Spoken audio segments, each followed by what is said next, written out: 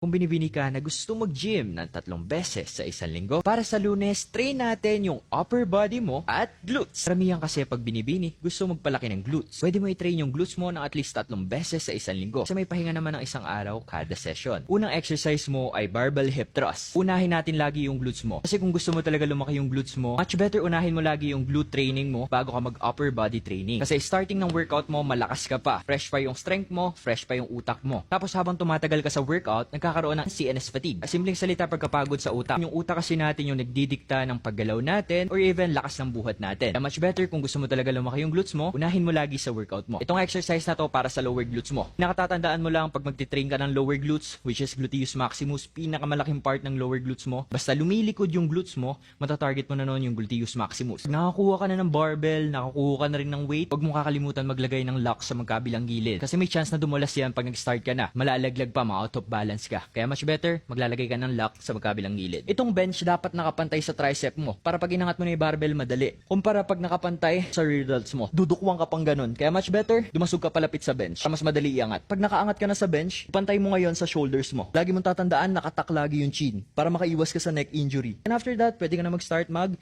hip thrust. Squeeze sa taas ng 2 seconds. Kasi nga shortened exercise to, meaning nasa taas yung tension. Kaya make sure squeeze sa taas ng 2 seconds. Pangalawang exercise will do hip abduction machine para naman sa upper glutes mo. Pagka lower glutes ang ititrain mo, palikod yung hips mo. Pagka naman upper glutes ang ititrain mo, paside yung hips mo. Hip abduction. Kung walang hip abduction machine, tuturo ako ng iba sa pangalawa at pangatlong araw. Kaya station ka din. Pero ito muna ituturo ko. Nasa loob yung dalawang leg mo, much better upright ka lang or nakasandal palikod. Kasi pag ginawa mo yung nakaharap na ganito, kita mo yung hips ko nakalikod. That means hip extension yung ginagawa ko. Ngayon, imbis na maging upper glutes lang, nasasama pati yung lower glutes. Resulta, akala mo mas effective kasi ramdam na ramdam mo sa glutes mo. Kaya kung gusto mo i-maximize yung upper glutes, much better, upright lang yung katawan mo para nakastay ka sa frontal plane or nakasandal palikod. Then pwede ka na mag-start mag-hip abduction machine. Pangatlong exercise will do wide grip lat pull down. Para matarget mo tong lats mo. Kinunod natin sa glutes kasi karamihan din sa babae gusto yung sexy back. Kasi pag gumanda yung hulma ng back mo, ngayon magkakaroon ng illusion na mas maliit yung waist mo. Kuha ka lang ng wide grip na handle. Lagi ko sinasabi, okay lang humawak dito sa pinaka-wide, pero okay lang kahit medium lang. As long as lagpas lagi sa shoulders mo. Make sure i-adjust mo tong pad para sa tuhod, the point na ipit talaga yung tuhod mo. Ngayon makikita mo yung shoulders ko, iikot ko lang siya papasok. Ngayon pwede ka na mag-start mag-wide grip lat pull down. Pangapat na exercise will do chest supported close grip row. Para ulit matarget natin yung lats mo, pero sa function naman na shoulder extension. Yung wide grip lat pull down kasi shoulder adduction yun. Pansin mo yung movement niya,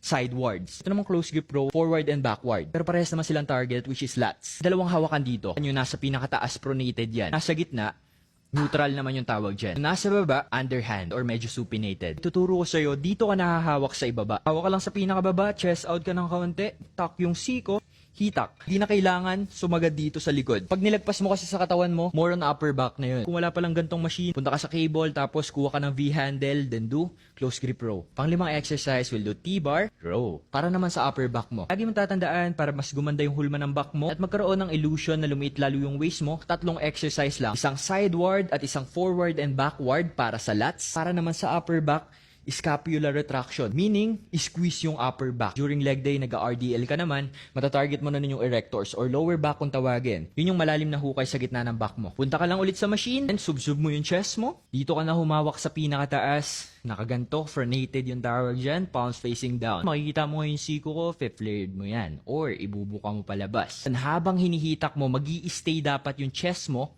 sa pad.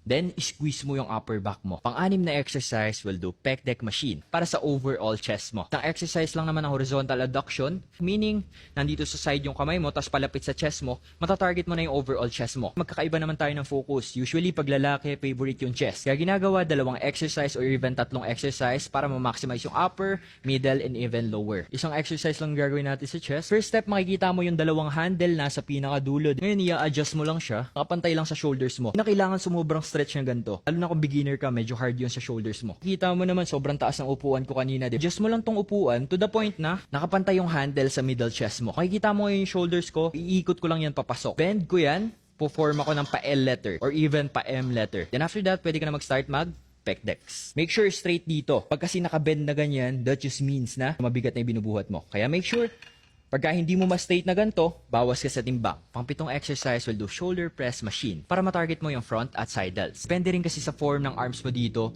kung ano yung matatarget mo. Usually, pagka naka-flared yung siko mong ganyan, then angat, matatarget mo yung front delts, kasama na rin yung side delts. Function kasi ng side delts mo is shoulder abduction. Function naman ng front delts mo is shoulder flexion. Makikita mo, naka-activate talaga yan. Ngayon, pag pinagsama mo silang dalawa, naka-flared yung siko, palapit sa ulo mo. Isiset mo ngayon tong pad to the point na bandang leeg, sumagad ka ngayon ng upo. Huwag ka mag-chest out dito. Kasi pag nag-chest out ka, marirecruit pati yung chest mo. Kaya make sure, flat lang yung back mo dito. Pwede ka na mag-start shoulder press. Huwag ka rin matakot pag naka-flared yung arms mo dito, then angat. Kasi yun naman talaga yung function ng front at side delts mo. As long as nakapag-warm up ka ng maayos at hindi ka naman nag-ego lift, okay lang yan. Pangwalong exercise will do tricep push-downs. Para matarget mo yung tatlong heads ng tricep. Isang exercise lang naman kung hindi mo talaga focus yung tricep mo, sapat na din. Kasi naka-function lang naman yan is elbow extension. Sa nagawa mo yung elbow extension, nasa baba man or nasa taas, matatarget mo na noon yung tatlong heads ng tricep. Makikita mo yung level ng cable. Okay lang naman kung nasa pinakataas, kung naka-fix sa pinakataas, pero hindi siya necessary. Okay lang kahit ibaba mo bandang ulo mo. Kuha ng straight bar na handle kasi ito yung the best kumpara mo sa rope. Hindi naman necessary kung napakalayo mo. May tendency pa na out of balance ka. Okay lang kahit lumapit ka ng kaunti sa bar. Kita mo yung lower arm ko, papantay ko lang yan. Katak yung siko ko sa magkabilang gilid ng katawan ko. After that, squeeze sa dulo. Pag umangat, di na kailangan sumobrang stretch na ganito.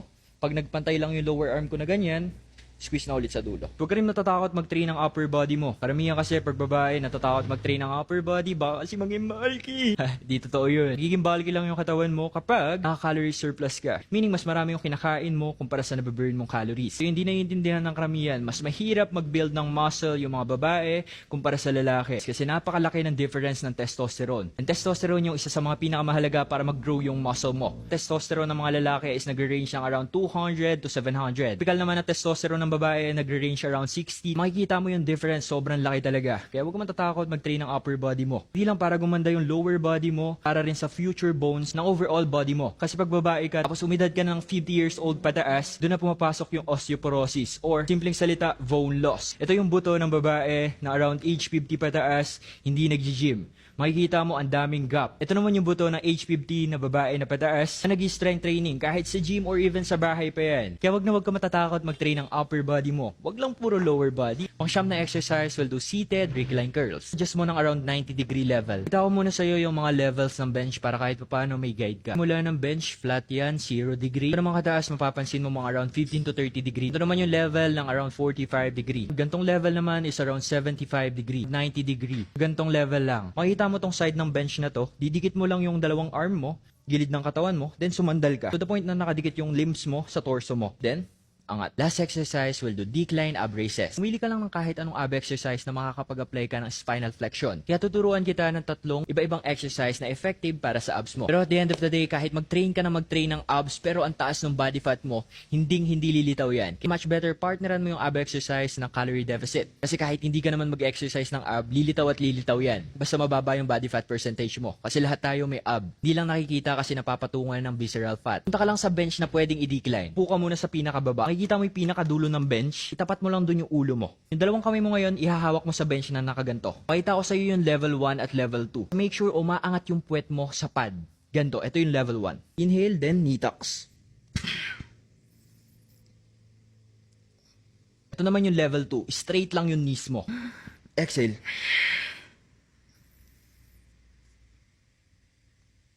Pero kung parehas hindi pa kayang gawin, the next day ng gym workout program natin, tuturo ako ng panibagong exercise. Gawin mo lang yung exercises for 2 sets with 6 to 12 reps. Syempre naman, stay tuned ka para sa second day ng ating gym workout program kung binibini ka. As usual, mahal, clarity over certainty. Start anyway.